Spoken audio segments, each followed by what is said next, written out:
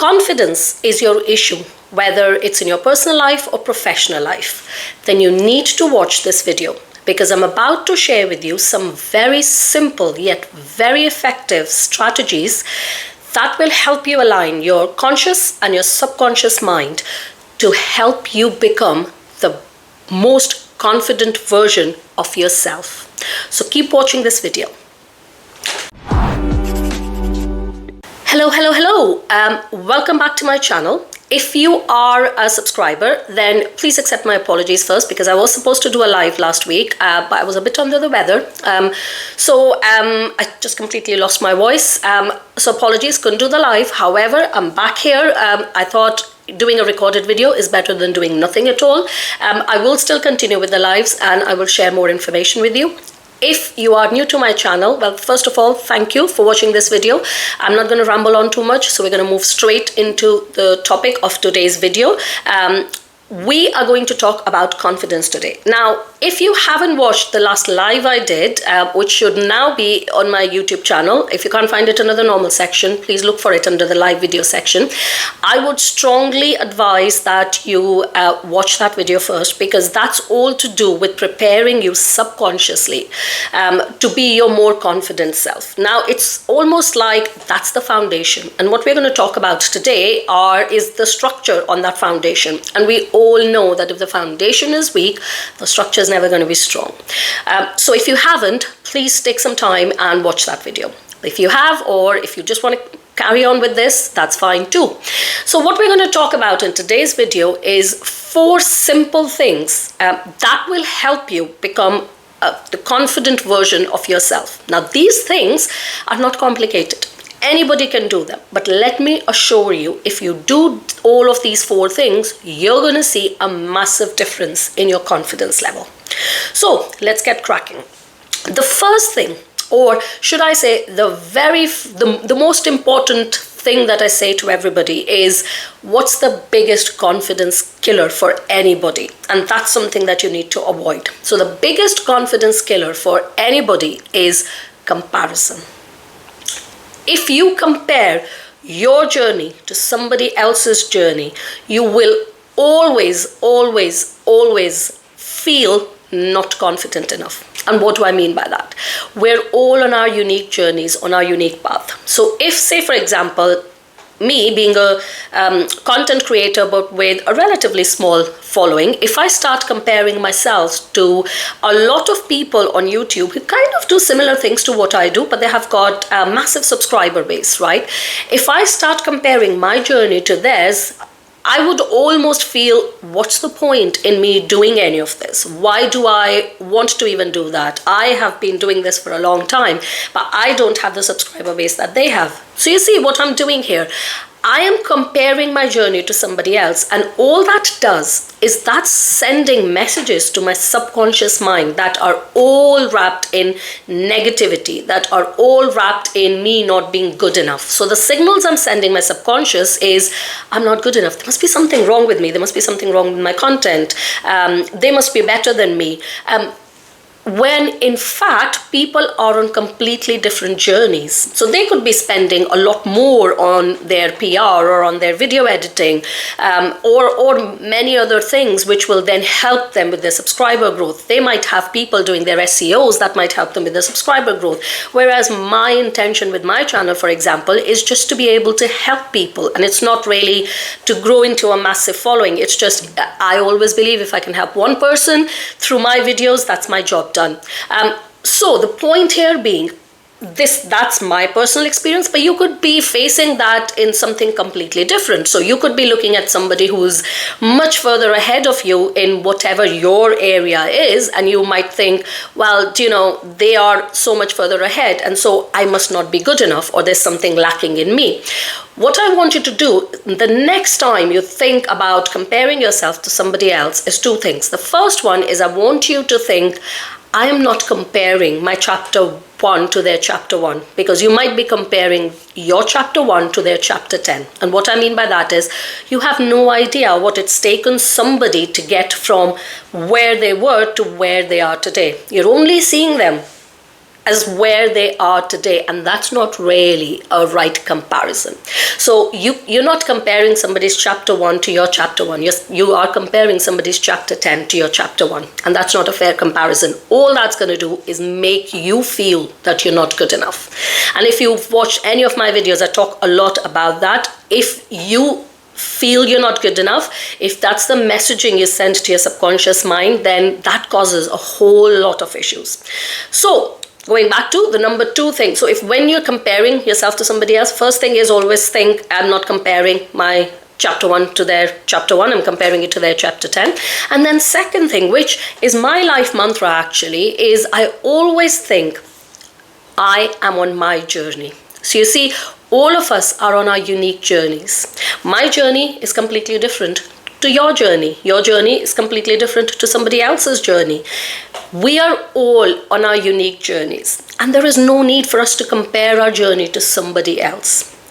So whenever you think, or whenever there's that urge, when you look at, and nowadays it's just so easy because of social media, you look at things everywhere, people just, show you this fake life that they've got, and that increases the comparison even more, because every time you look at a social feed and you see somebody holidaying and, having parties and stuff, and you think, well, they've got that life, so there must be really something good about them, and I'm not good enough, right? So stop comparing yourself and limit what you watch on your social media. If you think all you're watching, or whatever you're watching, all that's doing is leading you to compare, then all I would suggest is just watch what you're watching on your social media feeds. So that's number 1. And that is the biggest killer of confidence, when you compare.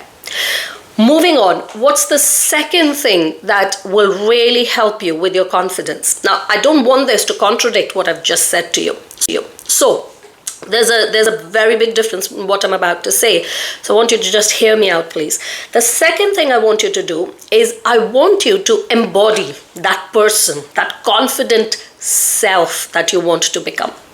So I want you to almost not work on your confidence. I want you to work on your identity. Now, I did cover that briefly in my last video, which was laying the foundations. But what I really want you to do, and I'm going to go a bit more into detail here, what I really want you to do is I want you to step into the identity of somebody who is still you, but a more confident version of you.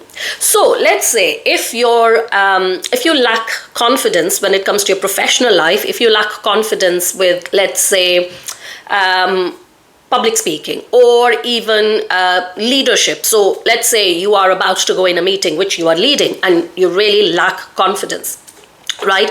Now, what I want you to do is step into the identity of your confident self. So imagine you're just you. So whatever your name is, you are that person, but you're a confident version of that person. And all I want you to do, and this is a very simple technique, it's a very simple hack, but trust me, it works when done right. So let's say you're about to go into that meeting, and you literally just 5 minutes before that, give yourself time to calm down and close your eyes, if that makes it easier for you, and imagine a version of you that is confident. And what does that look like for you? So if you lack confidence in being able to hold yourself in that meeting, or you think or you might have imposter syndrome, you might think, well, I've got nothing to say to these people, or who am I to say anything to these people? Who am I even to talk about this subject, whatever it might be. Now, what I want you to do is I want you to imagine that you are a really, really confident public speaker, or you are a really confident leader, and whatever you have to say will add value to all those people who are going to be in that meeting. And all I want you to do is imagine what that looks like. So visualize you're walking into that meeting. Visualize that room, if you know what that room looks like, right? Visualize that room. Visualize all the people around a table who are ready to listen to you. Visualize yourself presenting to them on whatever the topic is that you're presenting on. Visualize yourself being really confident in what you're saying and how you're delivering your message. And then visualize everybody else who's listening to you really smiling, really nodding in approval, really happy that whatever you're saying to them is actually adding value, really appreciating everything you're saying to them. The more vivid your imagination can be, the better it is. Now, let me just clarify, this is not woo-woo. This is actually all science-backed. And here's a little science behind it as well. So when you're doing this visualization and you step into the identity of somebody who's really, really confident, but still you, all you're doing is you are prepping your subconscious mind. Your subconscious mind does not know the difference between imagination and reality. So if your imagination is vivid, your subconscious mind doesn't actually know that you're imagining. Your subconscious mind thinks it's the reality. That is who you are. You're a very confident speaker, and you know your subject, you know what you're talking about, etc., etc. So then what happens is there's something called your RAS, or your reticular activating system, which is in your brain. It's a neural pathway in your brain. And without going into the science behind it, all that happens is your RAS is then activated because your subconscious thinks, oh yeah, so and so is such a powerful speaker. What they have to say adds so much value to people's lives, right? So your RAS, which is kind of the filtering system of your brain, if you like. So we process a lot of information every minute, and RAS's job is to process all of that and filter that for us, so we are focusing on information that is absolutely relevant for us. And when you visualize this, when you step into that identity, your RAS gets to work, and it looks for everything in your life to make that imagination a reality, right? I could do a whole video on RAS, so I'm not going to go into too much detail here. You could obviously Google RAS to understand how it works, but if you step into that identity of being yourself, but a more confident version of yourself, then your subconscious is going to help you make that a reality. Now, if you're really, really struggling to do that, what I want you to do, and this is going back to my point one comparison, so I don't want you to compare your journey, but what I want you to do is I want you to look for, because sometimes it's difficult for people to be able to do that because they think, oh, I'm not actually confident, so how can I pretend I'm being confident? So here's something that might help, because sometimes that helps me as well when I can't get into that identity part, right? Look for evidence. So look at somebody who you knew started from where you are today and has achieved what you want to achieve. And what I want you to do is look at how they behave. So if, say, for example, going back to the same example of holding a meeting, there might be a leader that you really look up to and you think, you know what, I wish I could be like you. I wish I could hold myself like you in meetings. I wish I could present like you at meetings. What I want you to do is I want you to look at how they are. How do they present themselves in the meetings? How do they act? How do they talk? What are their hand gestures like? Look at all of that, right? And then include that in your visualization. So look for evidence as well, because all you're doing is, if you knew somebody was, say, for example, a supervisor 2 years ago, and now they are a leader in your business, but not just a leader, a really good one, well, then you've got evidence that that's possible. So you are not just working on your subconscious, you're actively also giving that evidence to your conscious mind that, look, this is possible. Right? So that's number 2, is step into the identity, and that will help you activate your RAS, which will then help you make that identity a reality. So I hope that's fine so far. Now let's move on to point number 3. And this is again quite an important one, and I think people often just don't think enough about this. They don't rate it high enough, but it's actually quite an important point. And that point is self-praise. What we often do as human beings is we're very good at criticizing ourselves. So again, going back to the whole negative thing, right? And that's kind of a survival thing as well. But we are quite good at criticizing ourselves. So if you do something wrong, we're very quick at saying, we messed up, or we did something wrong, or I'm not good enough, or I'm rubbish at this, or whatever it might be, right? But we are very good at criticizing ourselves. What I want you to do is I want you to flip that. I want you to actively look for ways where you can praise yourself. So let's say, for example, somebody might struggle with, or somebody might be a big procrastinator, right? So they struggle with starting something, or if they start something, they struggle with keeping on top of it or whatever. If you manage to, so if one of the things, for example, was a project that you're working on and you've been just putting it off for days and weeks and stuff. Now, what I want you to do is, let's say you decide, I'm going to work on this project today. And you start working on this. Now, because you're a natural procrastinator, you don't manage to finish the full project. However, you manage to finish it. Let's say you only manage to do 20 minutes on that project.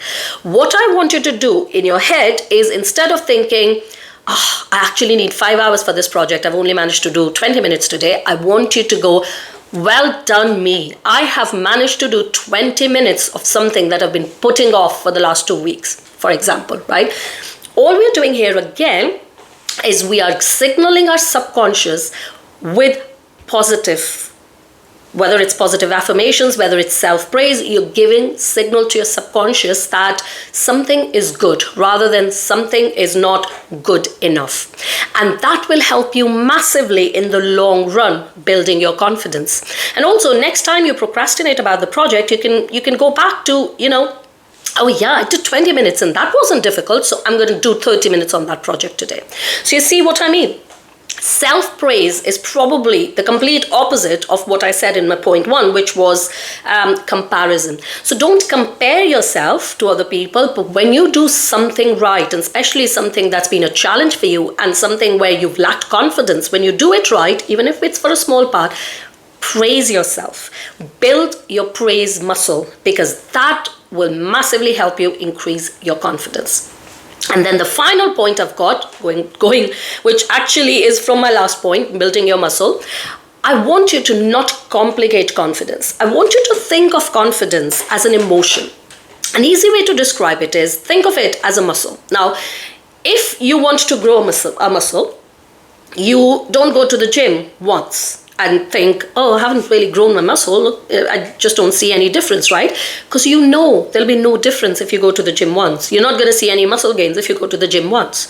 You know, if you want to work on being more muscular, developing more muscle, you know you're going to have to work in the gym for a long time to be able to do that, right? And we have no problem with that. That's something we accept as a given. Yet, when it comes to confidence, that's not what we think.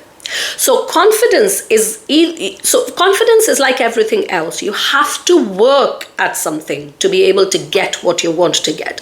So think of confidence as a muscle. You need to keep working on it. Or think of it as an emotion. So if, say, for example, you wake up one day and you feel really sad for some reason, you're not going to just go, I feel sad today, and just spend the rest of your day like that, would you? You'd actually try actively to do something that will make you not feel sad, that will make you feel happy, right? So for me, for example, if I wake up someday and let's say it's an off day for me and I'm feeling just a bit sad, sometimes it's for no reason, you just think, things haven't gone according to plan, you wake up, you feel sad. Now for me, I will then actively look at ways of changing that emotion. So I will then probably talk to my kids. I will spend time with my family, right? Because that's what makes me happy. So again, if you wake up one morning and you're feeling sad, you're not just going to spend the rest of your day just feeling sad. You're going to do something about it, because sadness is an emotion. Likewise, confidence is an emotion. So if you feel lack of confidence in a particular area, again, remember what I said in my last video, you don't lack confidence in general, right? You lack confidence in a particular area. So once you've identified what that is and you want to work on that area, you work on it as you would work on any emotion. You put work into being confident, right? A bit like you would put work into growing that muscle. And what does that work look like? Well, quite simply, all you need to do is keep working on that confidence till you feel confident. So if, say, for example, going back to my first example of public speaking, if you feel I really lack confidence when it comes to public speaking, well, guess what? There's only one way you're going to feel confident. Keep doing it. So do all the other 3 things I've said, but keep doing it. And if you want to be a public speaker, and let's say you want to get on a TEDx stage, for example, you want to be a great public speaker in front of thousands of people, right? And you don't feel confident, which a lot of us don't. You're not going to feel confident straight away. So you need to work on those other things, right? Don't compare yourself to somebody who's been doing it for 10 years, because you're not going to feel confident doing that ever. But equally, start small. Visualize yourself presenting first in front of your family members, probably, right? Visualize how that would look like. Visualize them being happy with your presentation, and then just go ahead and do it. And if that presentation was probably a 6 out of 10 in your opinion, praise yourself. Don't say, oh, I did so bad because it's only a 6 out of 10. Actually, praise yourself. You were able to present in front of your friends and family, and you actually got a 6 out of 10. You know what? Not bad. Now I'm going to increase that. So instead of friends and family, I'm now going to I'm not going to present in a small meeting, for example, in your office or something, and build it from there. The more you work at it, the more confident you'll get. And before you know it, you will be able to get on that stage that you've been dreaming about. Now, this is just an example for public speaking, but you can pretty much take any area of your life that you don't feel confident in right now and apply these 4 principles. And I guarantee you, if you do them well, you're going to see a massive difference in your level of confidence.